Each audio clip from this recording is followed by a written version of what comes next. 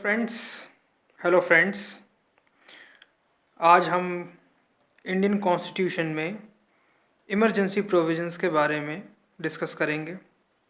Friends, Indian constitution में article 352 352, 356 356 और 360 360 के अंतर्गत हम देश में या किसी देश के किसी भी विशेष हिस्से में एनी पार्ट ऑफ इंडिया और होल इंडिया में इमरजेंसी इम्पोज कर सकते हैं।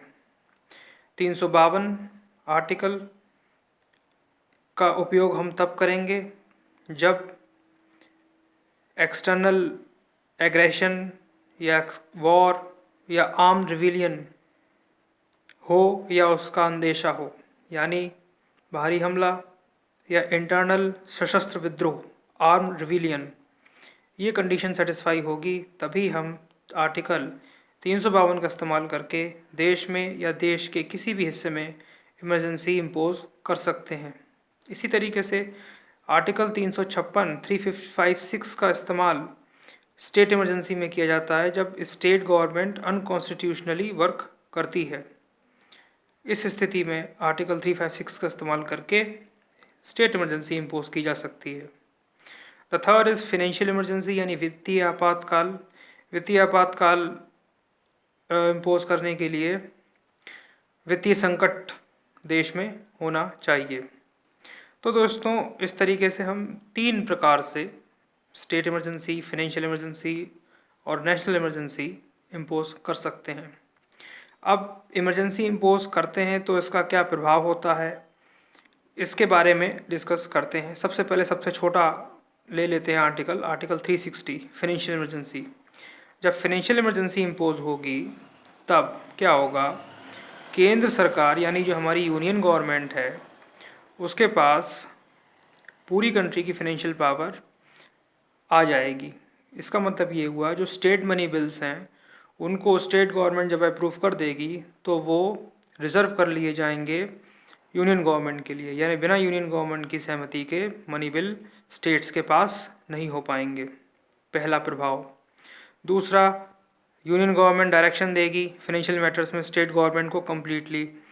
तीसरा, जो सरकारी कर्मचारी हैं, जजेस हैं, पब्लिक ऑफिशियल्स हैं, उनकी सैलरी को कट डाउन किया जा सकता है, यानी उनकी सैलरी में कमी की जा सकती है।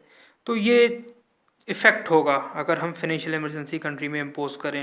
हिस्टोरिकली भारत में कभी फिनेंशियल इमरजेंसी इम्पोज नहीं हुई है।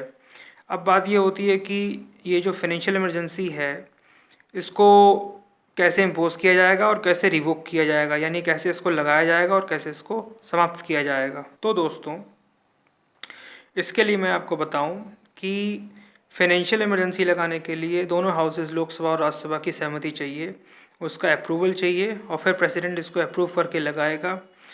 जो रिवोकेशन है यानी इसकी समाप्ति है वो लोकसभा में ही हो सकती है, और अगर लोकसभा सेशन में नहीं है या वो डिज़ोल्व है तब राज्यसभा उसको अप्रूव करेगी फाइनेंशियल इमरजेंसी को, और जब लोकसभा रिकॉन्स्टिट्यूटेड होगी तो 1 महीने के अंदर उस रेजोल्यूशन को पास कर देगी। और शुरुआत में जो फाइनेंशियल इमरजेंसी लगती है वो केवल 2 महीने के लिए लगती है, बाद में उसको अप्रूव दोबारा कराना पड़ता है और उसके बाद फिर कोई दोबारा अप्रूवल की ज़रूरत नहीं होती है। तो लोकसभा और राज्यसभा दोनों की इसमें सहमति और दोनों का अप्रूवल आवश्यक है। अप्रूवल सिंपल मेजॉरिटी से होता है, 2/3 मेजॉरिटी की कोई आवश्यकता नहीं है। तो इस प्रकार से फाइनेंशियल इमरजेंसी लगाई जाती है, और रिवोकेशन यानी उसका कैंसिलेशन लोकसभा आसानी से कर सकती है, उसमें ऐसी कोई प्रॉब्लम नहीं है। और लोकसभा अगर सेशन में नहीं है तो राज्यसभा उसको रिवोक कर सकती है, यानी उसका रिवोकेशन कर सकती है। तो सबसे आसान और सबसे जो छोटा आर्टिकल है वो आर्टिकल 360 है, जो कि मैंने आपको बताया। इसके बाद अब हम बात करेंगे आर्टिकल 352 और आर्टिकल 356 की। उसके लिए कुछ इम्पोर्टेंट पॉइंट्स हैं।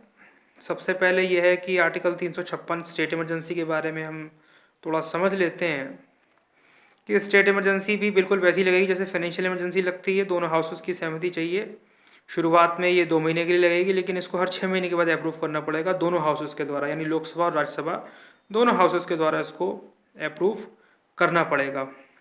ये इसमें स्पेसिफिक कंडीशन है। और अगर स्टेट इमरजेंसी लगती है तो आप समझ गए होंगे कि सारा पावर स्टेट लिस्ट का यूनियन गवर्नमेंट के पास में आ जाएगा और यूनियन गवर्नमेंट फुल डायरेक्शन दे सकता है और देगा स्टेट के लिए। अब जो मैंने आपको बताया कि 2 महीने की इमरजेंसी शुरुआत में लगेगी, उसके बाद में 6-6 महीने के लिए आप लगा सकते हैं और मैक्सिमम 3 साल के लिए आप स्टेट इमरजेंसी लगा सकते हैं केंद्र सरकार द्वारा राज्य सरकार के लिए। लेकिन इसमें कंडीशन है, 2 महीने के बाद जो 6 महीने एक्स्ट्रा बाद में इमरजेंसी लगाई जाएगी उसमें 2 कंडीशन होनी चाहिए, या तो नेशनल इमरजेंसी घोषित हो देश में, या फिर इलेक्शन कमीशन ये सर्टिफाई करे कि वहाँ पर इमरजेंसी की आवश्यकता है इलेक्शन को होल्ड करने के लिए। इन दोनों कंडीशंस में ही 2 महीने के बाद जो दोबारा आप 6 महीने की इमरजेंसी लगाओगे स्टेट गवर्नमेंट को डिसॉल्व करके, तो ये दोनों कंडीशन वहाँ सेटिस्फाई होनी चाहिए। अगर ये दोनों कंडीशंस वहाँ सेटिस्फाई नहीं है तो स्टेट इमरजेंसी केवल शुरू के 2 महीने के लिए ही एप्लीकेबल होगी। तो हिस्टोरिकली हमारे यहाँ तो 102-103 बार लगभग ये स्टेट इमरजेंसी लग चुकी है, तो ये कोई नई बात नहीं है। हर साल एवरेज आप देखो तो 2 बार स्टेट इमरजेंसी लगती है। ये पॉलिटिकली मोटिवेटेड होती है, लेकिन अब बोमाई केस 1994 में आया था, उस केस में सुप्रीम कोर्ट ने ये कहा था कि it should be under judicial scrutiny, यानी स्टेट इमरजेंसी को जो आप इम्पोज कर रहे हो तो इसको हम जुडिशियल स्क्रूटनी में, यानी जुडिशियल हम इसका स्क्रूटनी कर सकते हैं। तो तब से कुछ थोड़ा सा इसमें कमी आई है, जो पहले इसका मिसयूज होता था आर्टिकल 356 का।